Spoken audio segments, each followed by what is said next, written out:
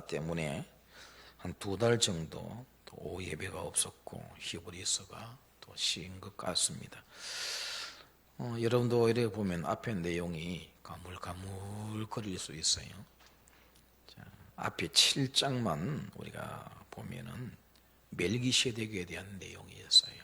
자, 멜기세덱 하면 이제 어느 정도 감은 좀 잡았습니까? 잡았어요? 예.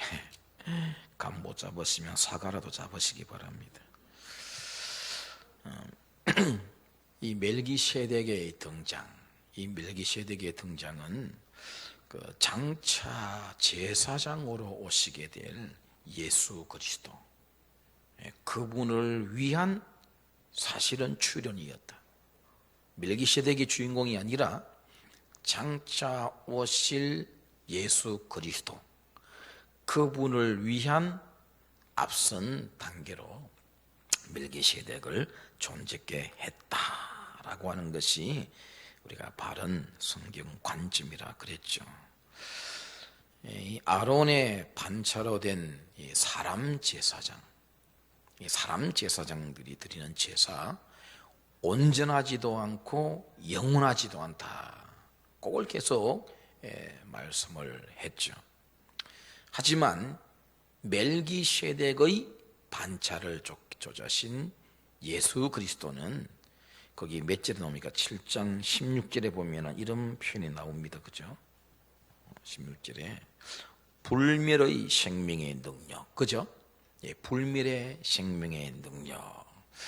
그걸 다른 분이시기 때문에 단 한 번의 제사로 온전한 제사, 영원한 제사를 드릴 수가 있었다. 자, 이 말씀을 앞서 쭉 드려왔습니다. 이제 히브리서 기자가요, 이 8장으로 넘어오면서 말하고자 하는 요점이 하나 있대요. 그게 1절이거든요. 자, 8장 1절을 같이 읽습니다. 시작. 지금 우리가 하는 말의 요점은 이러한 대제사장이 우리에게 있다는 것이라. 그는 하늘에서 지극히 크신 이의 보좌 우편에 앉으셨으니. 우리가 하나 말의 요점, 포인트, 그건 바로 이거야 하는 게 뭐냐면, 이런 대제사장이 우리에게 있다. 그게 요점이다. 그 말을 히브리서 기자가 하고 있는 겁니다.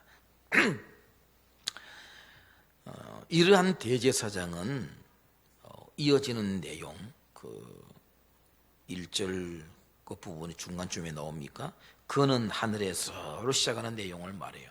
그는 하늘에서 지극히 크신 이의 보좌편에 앉으셨으니 2절까지요.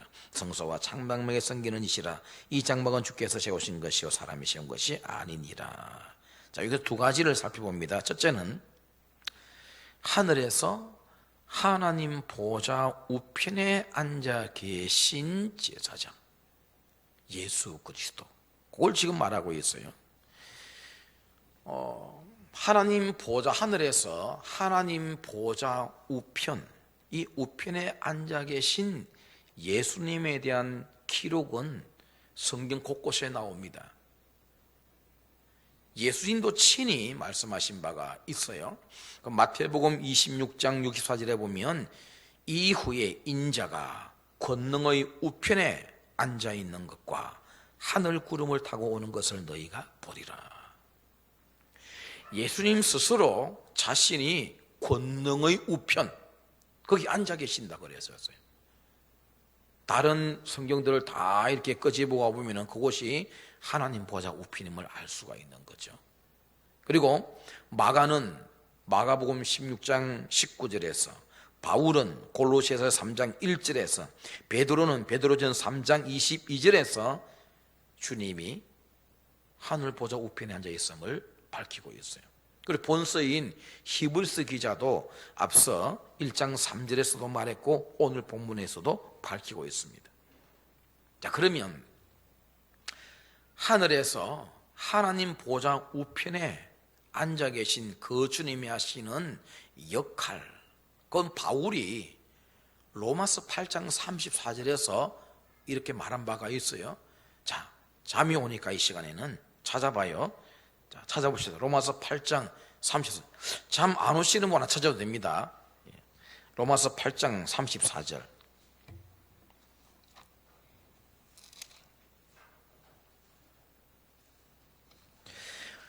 자, 찾으신 분들 다 같이 읽습니다. 로마서 8장 34절 시작. 누가 정죄하리요? 죽으실 뿐 아니라 다시 살아나신 이는 그리스도 예수시니 그는 하나님 우편에 계신 자요 우리를 위하여 간구하시는 자시니라. 하나님 보좌 우편에 계신다고 분명히 언급합니다. 그리고 그곳에서 뭐하고 계신다고요? 우리를 위해서 간구하고 계신다. 자, 제 말을 한번 들어보세요. 주님은 보좌 우편에 앉으셔서 우리를 위해서 간구만 하신다. 1번. 2번은 주님이 하늘에서도 우리를 위해서 간구하시는 일을 하시는데 그 장소가 하나님 보좌 우편이다. 2번 어느 것 같아요? 예? 1번 손 들어보세요. 2번 손 들어보세요. 제가 이제껏 여기서 여러분들에게 1번과 2번 물을 때 1번 답이 있던가요? 예? 앞으로는 제가 함정을 팔 겁니다. 1번에도 제가 답을 둘 거예요. 자꾸 2번에만 답 두니까 뭐 당연히 2번이겠지. 자, 바울이 지금 방금 로마서 8장 34절에서 했던 말, 하나님 보좌 우편에서 우리를 위해서 간구하신다. 간구만 하고 계신다는 의미는 아니에요. 그죠? 예수님께서 우리를 위해서 간구하세요. 간구하시지만 그 간구하시는 그 장소가 어디냐면 하나님 보좌 우편, 권능의 장소, 거기에 앉아 계시면서 우리를 위해서 기도하고 계신다. 그 기도의 힘, 그 기도의 능력, 그 기도의 응답성, 이런 것들에 무기를 실어주는 거죠. 하나님 보좌 우편에서 앉아서 기도하고 계시니, 거기서 기도만 하고 계신다는 그런 의미는 아니라는 말씀을 방금 드린 겁니다. 여러분, 하나님 보좌 우편요, 예사로운 장소로 보시면 안 돼요. 그렇죠? 베드로전서 3장 22절에 의하면 그곳은요, 천사들, 권세들, 능력들, 이 모든 것들이 다 복종하는 자리라 그랬어요. 그러니 지금 하나님 보좌 우편에 앉아 계신 주님의 그 권능의 자리에 복종하지 아니할 이 땅의 피조물, 세상의 모든 것들은 아무것도 없다는 거죠. 다 거기에 복종해야 될 그러한 존재들이다. 권능의 자리, 이 모든 것, 이 모든 사람들로부터 복종을 받는 자라는 말씀을 하고 있는 겁니다. 세상에서 아무리 높아도 주님 계신 하늘 아래라 그랬죠. 아무리 높이 올라가도 주님이 아래로 보실 수밖에 없는 존재들이에요. 피조물들이 그걸 잊으면 안 돼요. 사람이 신이 될 수 있다고요? 우스운 이야기입니다. 우스운 이야기죠. 어떻게 사람이 신이 돼요? 그건 절대 있을 수 없는 일입니다. 옛날 사람들은 사람이 죽어 귀신, 그것도 신이네, 그죠? 귀신이 된다? 천만에요. 성경은 절대 그렇게 이야기하고 있지 않습니다. 그러니 뭐 우리 주변에 오늘 우리 집사님 뭐 이대 올록이 뭐 파시죠, 막 이런 기도를 막 하셨는데, 정말 이 땅에 수많은 이데올로기, 많은 그런 이념, 무슨 주의, 우리가 그런 것들 다 받아들이고 다 믿어도 되나 하면 아니요, 그런 거 절대 아니에요. 사람들이 만들어낸 사상들일 뿐이에요. 뉴에이지에서 사람이 신이 될 수 있다. 네가 신이다. 그 사실 마귀의 달콤한 유혹에 불과한 겁니다. 자꾸 사람을 높이려고 하죠. 인권. 예, 인권 좋아요. 지켜야 되죠. 그러나 하나님 아래에 있는 인권인 것을 언제나 잊어서는 안 된다라고 하는 것이죠. 위에 누가 있는 줄 모르고 날뛰는 자, 주님이 심판하신다라고 하는 겁니다. 그렇게 보면 그 자리는 위험의 자리, 두려운 자리라 여겨지지만 한편으로는 참 감사한 건 그 위험의 자리에서 주님께서 우리를 위해서 기도해 주고 계신다. 기도해 주고 계신다. 얼마나 아름다운 모습이냐라고 하는 겁니다. 그리고 오늘 두 번째 방금 읽었던 1절 2절에 성소와 참 장막에서 섬기는 제사장이시다. 이런 분이 우리에게 계신다. 그 말씀을 하고 있거든요. 여기 말하는 성소와 참 장막, 이 문자적으로 보자면 참 장막인 성소, 그런 뜻입니다. 지상에 있는 장막을 말하는 것이 아니라 하늘 장막을 이야기해요. 하늘 장막. 여러분 2절 다시 한번 보세요. 2절 같이 읽어볼까요? 시작. 성소와 참 장막에서 섬기는 이시라. 이 장막은 주께서 세운 것이요 사람이 세운 것이 아니니라. 사람이 세운 장막 아니에요. 물어봅시다. 사람이 세운 장막은 어디에 처음 생겼어요? 예? 사람이 처음 세운 장막이 어디에 세워졌던가요? 광야에, 광야. 근데 이거 사람이 세운 게 아니라 주님이 세운 것이래요. 그 말은 광야에 있는 그 장막이 아니라 하늘에 있는 장막을 의미하고 있다라고 하는 겁니다. 여기에 참 장막이라는 표현이죠. 참 장막. 이 참 장막이라고 해서 거짓 장막이 있다? 그거 아니에요. 뭐 참과 거짓을 비교하자고 이렇게 말하고 있는 것이 아니라 참 장막이 있는데 그하고 비슷한 것이 지상에도 있었다는 의미, 그 비교 때문에 참 장막이라 그래요. 그러니까 지상에 있는 것은 거짓 장막이라 하지 않아요. 진짜 장막은 있는데 그 장막을 비슷하게 만들어낸 지상의 장막이 있었다라고 하는 거죠. 여러분, 뭐 여기 뭡니까? 그 거제일입니까? 그 거제일이라나죠 요새는. 그 거제동입니까? 레이 카운터 경쟁력이 굉장히 셌다고 뭐 들으셨죠? 몰라요? 예, 알면서 모른 척은. 근데 그 레이 카운트에 맞습니까? 레이 카운트. 그 모델 하우스가 어디에 있어요? 예? 제가 알기로는 저 해운대 쪽 센텀 쪽에 가면 있는 거 아닙니까? 거기 있죠. 자, 그러면 진짜는 저기 거제 거기 있어요. 저기 가면 모형이 있어요. 어느 게 참이에요? 거제 교회 앞에 있는 그게 참입니다. 그죠? 그 모델하우스는 거짓입니까 그러면? 거짓은 아니죠. 그것을 그대로 가지고 온 모형, 흉내낸 겁니다. 자, 이렇게 생각하시면 돼요. 여러분, 하나님께서 시내산에 모세를 불러 올리셨어요. 거기서 두 가지를 주셨다고 분명히 말씀드렸어요. 첫째가 뭘 주셨어요? 율법, 십계명 하면 안 돼요. 십계명만 주신 게 아니에요. 십계명이 포함된 율법이죠. 그죠? 십계명 주신 건 맞는데 십계명만 아니고 율법 안에 십계명이 있는 거예요. 그리고 또 하나 율법을 주시고 또 하나 성막에 대한 제도를 주셨는데 잘 기억해 보세요. 그 성막을 지으라고 모세에게 말씀하실 때 내가 너에게 보여준 모양대로 지어라 그랬어요. 맞아요? 아니에요? 오늘 읽은 본문에도 나와요. 그거는 보세요. 몇 절에 나옵니까? 5절과 천천히 읽어봐요. 시작. 그들이 섬기는 것은 하늘에 있는 것의 모형과 그림자라.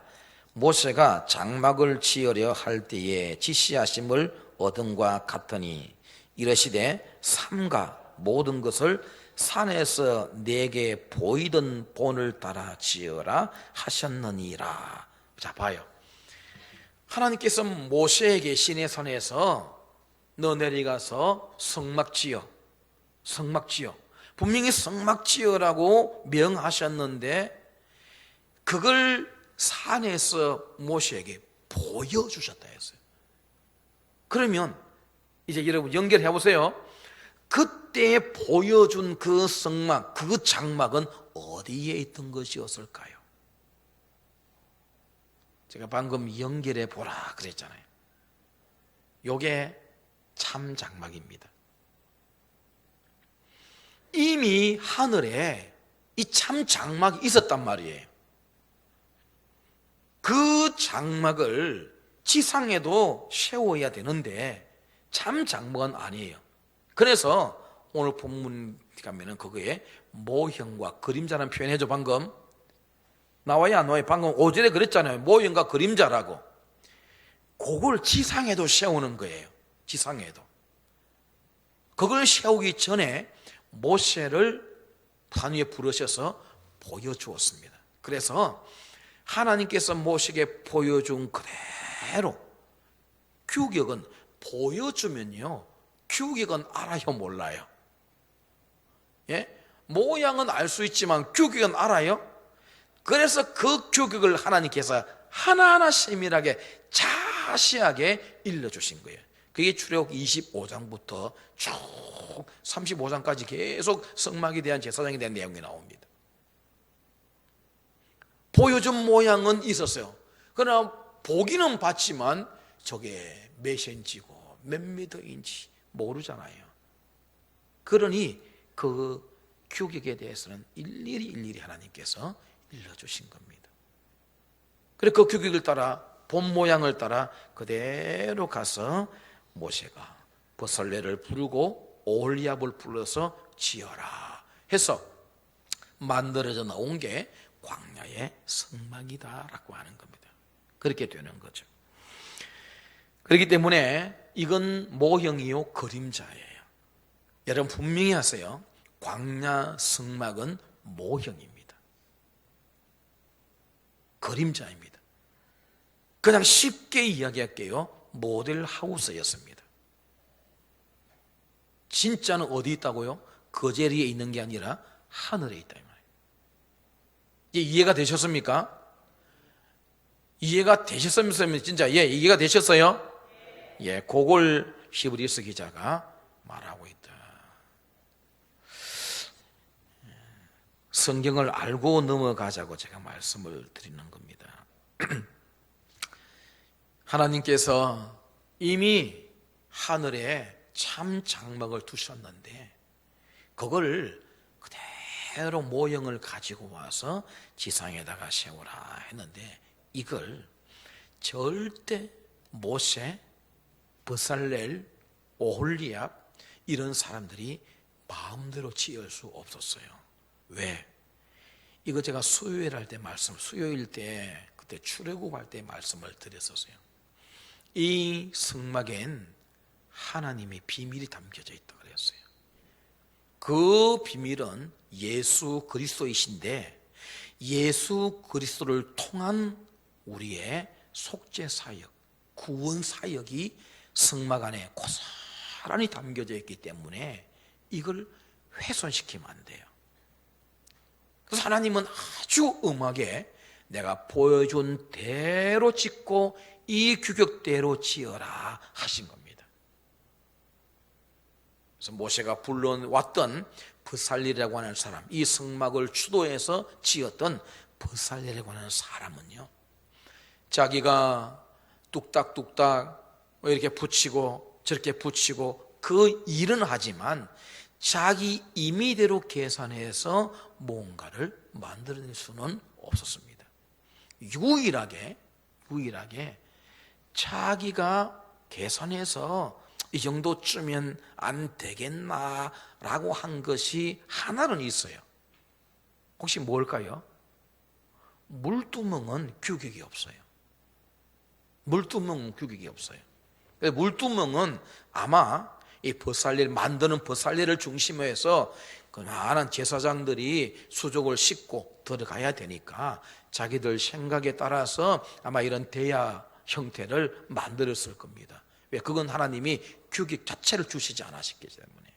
나머지는 다 규격을 따라 지어야 했다. 왜?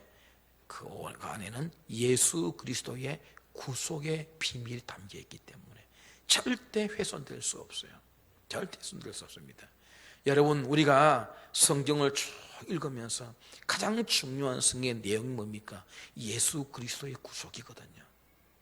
그것 빼면 성경에 할 게 없어요. 근데 이걸 훼손시키는 이런 일들에 대해서는 하나님이 아주 엄하세요. 아주 엄하십니다. 그 중에 하나가 이런 예가 있잖아요. 광야의 백성들이 갈증에 시달릴 때 하나님께서 반석을 쳐서 물을 주십니다. 모세야, 너는 저 반석을 쳐라. 그래서 반석을 쳐서 갈증에 시달리는 백성들에게 물을 공급해 주었습니다. 훗날에 한 번 더 이 사건이 동일한 사건을 기록하는 것이 아니라 그와 같은 일이 또 한 번 더 있어요. 머리와 물가 사건 아시죠? 모세가 그때 백성들이 아우성을 치자 막 신경질을 냅니다. 분노하잖아요. 해서는 안 되는데 우리가 너희를 위에서 물을 내랴 하면서 화를 내고 분노하면서 또 반석을 퉁땅땅 두 번 쳐요. 물이 나왔어요. 하나님의 놀라운 엄중한 메시지가 떨어져요. 모세야, 너는 저 백성들 앞에서 나의 거룩함을 나타내지 못했구나. 그러므로 너는 어떻게 된다? 가나안에 못 들어간다. 도대체 왜 그랬을까요? 거기서 분노한 것 자체가 하나님의 거룩을 훼손시킨 것도 있고 또 하나 중요한 구속의 메시지가 있습니다. 그 구속의 메시지가 뭘까요? 고린도전서 10장 1, 2절을 읽어보면 분명히 나옵니다. 그 반석은 예수 그리스도라 되어 있어요. 그때 광야에서 갈증에 시달린 이스라엘 백성들에게 물을 공급해 주었던 그 반석을 누구라고요? 예수 그리스도라고 성경이 이야기하고 있어요. 물어볼게요. 예수님의 십자가 희생 사건은 한 번 있어야 됩니까? 두 번, 세 번 있어야 됩니까? 예? 요거는 내가 1번에 한 번 했네. 그죠? 한 번만 있어야 될 사건이에요. 이 두 번 있을 수 없는 사건이에요. 그런데 하나님은 다 아신단 말이에요. 그걸 사실은 이게 담아뒀다고 생각해 보세요. 그 반석이 예수 그리스도인데 처음에는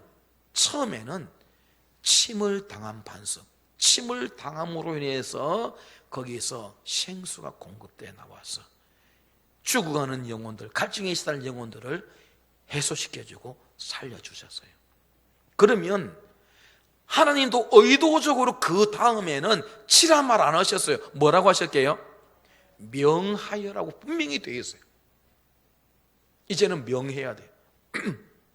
또 치면 안 돼. 왜? 주님은 이미 한 번 고난 받으셨는데, 이미 한 번 죽으시고 희생당하셔서 거기서 생수를 콸콸콸콸 흘러내어서 모든 백성들을 살려냈는데 또 쳐요? 하나님은 다 알고 계신단 말이에요. 그래서 이번에는 명하라고 그랬는데 모세는 신경 찔려고 분노하면서 들고 있던 지팡이로 쾅쾅 두 번 내리치고 말았어요. 하나님께서 노 하셔서 그는 더 이상 가나안에 들어가지 못하는 자가 되고 말았더라. 제가 여러분들에게 이런 이야기 드렸어요. 다윗이 바세바를 범했던 사건이 굉장한 사건. 이 시대에 여러분, 제가 반석을 두 번 쳤어요. 제가 바세바를 범했어요. 이 시대 같으면 어느 죄를 더 물을 것 같아요? 예? 솔직히 어느 죄를 더 묻고 저를 쫓아낼 것 같아요? 바세바 사건이죠. 하나님은 안 그래요, 여러분. 하나님은 그렇지 않아요. 오히려 다윗을 용서해 주시고, 그 다윗과 바세바의 관계에서 처음은 아기는 죽이셨지만 그 다음에 난 아기가 솔로몬이 되게 하셔서 왕위를 이어가게 하셨거든요. 그러나 모세가 하나님의 거룩을 훼손했던 것, 주님의 구속의 사건에 뭔가 훼손을 주었던 이것을 훨씬 더 큰 사건으로 보는 겁니다. 하나님의 시각과 우리의 시각이 이처럼 달라요, 여러분. 우리는 세상의 도덕 윤리 관점에서 죽일 놈 살릴 놈 하지만 하나님께는 얼마든지 용서될 수 있는 일들이에요. 얼마든지 용서될 수 있는 일들이에요. 그러나 하나님의 거룩을 훼손하고 우리의 구속의 역사를 훼손시켜버리는 이런 일들에 대해서는 하나님이 더 엄중하시다는 사실을 여러분 깊이 아셔야 돼요.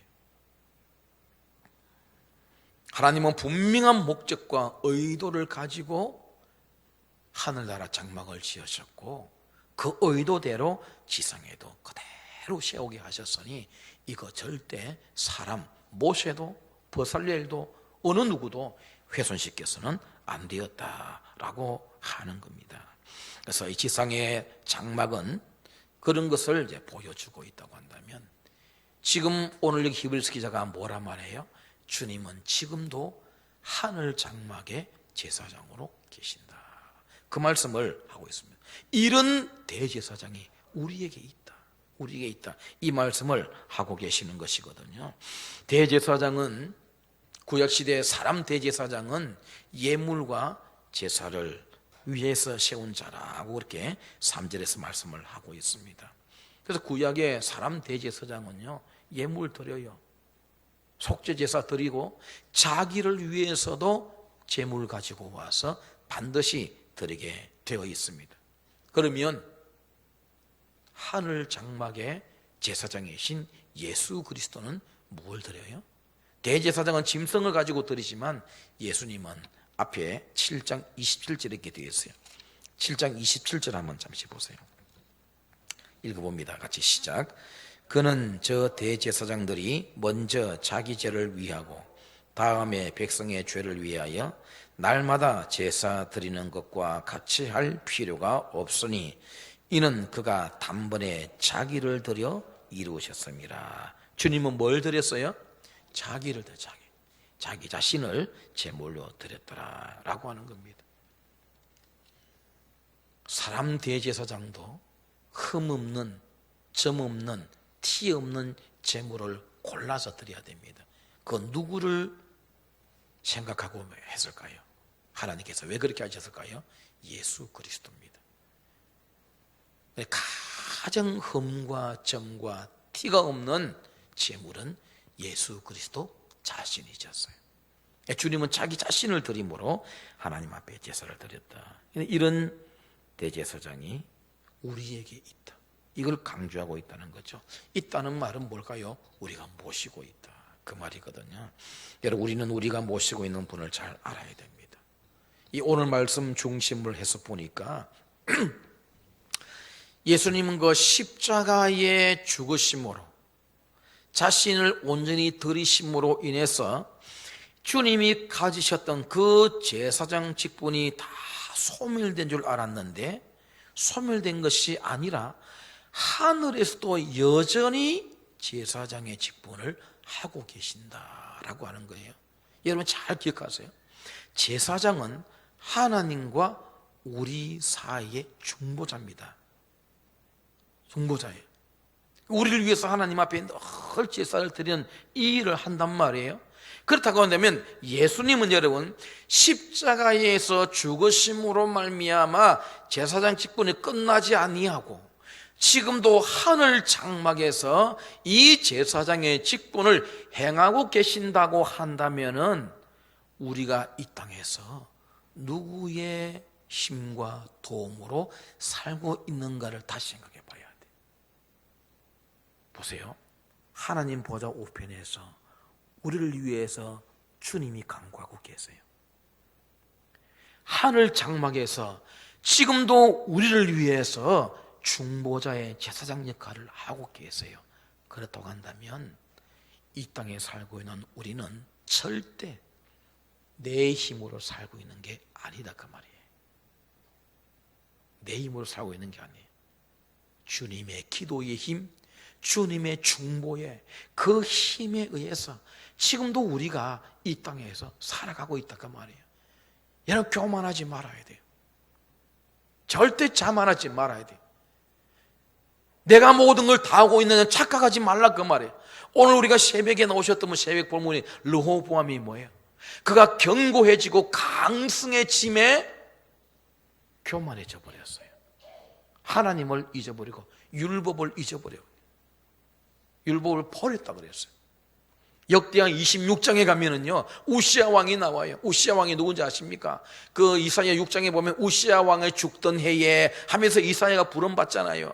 그 우시아 왕이요, 영토 확장시키고 주변 나라들 다 잠재우고 이스라엘을 굉장히 강한 나라로 만들었던 왕이 우시아 왕이에요. 물론 그 이스라엘 남쪽 유다를 말하지만, 그런데 성경에 뭐라고 되어 있어요? 그가 강성하여 짐에 하나님께 범죄했다라고 했습니다. 교만해졌다고 했어요. 다 자기 힘으로 된 줄 알아요. 하나님 어떻게 르호보암도 치시고 우시아도 쳐요. 르호보암은요, 애굽의 시삭왕을 데리고 와서 치게 만들고요, 우시아는 나병이 걸리게 만들고, 죽을 때까지 나병에 걸렸다가 쓸쓸하게 죽는 게 우시아 왕이었어요. 그 좋은 왕이 그랬단 말이에요. 여러분, 하나님 앞에 교만하지 마세요. 우리가 뭐 잘한들 얼마나 잘하겠습니까? 높은 30층, 50층 아파트 올라가 보니까요, 저 밑에 주차장에 걸어가는 사람, 키 큰 사람, 키 작은 사람 모르겠더라고요. 머리만 새까맣게 보이지. 더 높은 하늘 위에서 보면은 우리가 뭐 그래 높고 낮이 믿겠습니까? 그냥 우리가 평면, 우리가 보니까 조금 높네, 조금 낮네, 제일 뿐이지 하나님 앞에서 아무것도 아닌 겁니다. 겸비해야 돼요. 낮아져야 돼요. 자기 백성들이 죄악을 보면서 나라가 엉망이 되어지고 풍전등한 어떤 위기를 만날 때 뭐라고 합니까? 내 백성이 겸비하여 내 얼굴을 구하면 내가 그들을 사해 주겠다고 하시지 않습니까? 우리는 이 하나님 잘 알아야 돼요. 잘 알아야 돼요. 참 안타까운 건 말이죠. 하나님 은혜에 가장 근접해 있다는 히브리 사람들, 이 사람들이 아직도 모형과 그림자를 붙들고 산다는 거 아닙니까? 얼마나 안타까운지 몰라요. 참 끝이 왔는데, 참이 오셨는데 그 참을 붙들고 살아가야 되는데 아직까지 그림자 잡고 있어요. 모형을 따라가고 있어요. 얼마나 어리석습니까? 그게 비하면은 이방인 된 우리들, 버림받은 우리들, 하나님께서 우리를 거두어 주시고 주를 믿게 해주시고 그 주님이 모형과 그림자가 아니라 참이라고 하는 것을 믿게 하시고 따라가게 하셨으니 우리야말로 진정 복된 사람들이다 라고 하는 겁니다. 모형과 그림자는 그걸 보고 진짜를 판단하라고 하는 거지 따라하는 건 아니거든요. 그래서 히브리서 기자가 11장 믿음의 장에서 시작하는 말이 뭡니까? 믿음은 바라는 것들의 실상이요 보지 못하는 것들의 증거니라고 하고 있지 않습니까? 안 보여도 믿는 그 믿음이 진짜 믿음이다 라고 하는 겁니다. 함께 하시는 성도 여러분, 우리 눈에 보이지 않으나 우리에게 가장 강력한 힘의 원천이 분명히 존재합니다. 분명히 존재합니다. 우리 주 예수 그리스도십니다. 지금도 하늘 보좌 우편에서 우리를 위해서 간구해 주시는 분, 지금도 하늘 참장막에서 제사장으로 하나님과 우리 사이를 중보해 주시는 우리 주 예수 그리스도, 그분의 힘으로 살아가는 줄 믿으시고 이번 한 주 동안도 내 힘이 아닌 그분의 힘으로 승리하는 저와 여러분 되기를 주님의 이름으로 축복합니다. 하나님 아버지, 연약한 저희들 주님 없이면 살아갈 수 없는 존재들입니다. 오늘도 하늘 보좌 우편에서 우리를 위해서 기도해 주시고 하늘 참장막에서 우리를 위한 중보 사역을 하고 계시는 그 주님의 은혜로 살아가고 있음을 분명히 믿으며 고백하며 우리 자신을 절대 높이지 않게 하여 주시고 하나님의 은혜로 살아가는 우리 자신들임을 고백해 하시고 바울처럼 나의 나 된 것은 주의 은혜입니다 라고 고백할 수 있는 저희 모두가 되게 하여 주옵소서.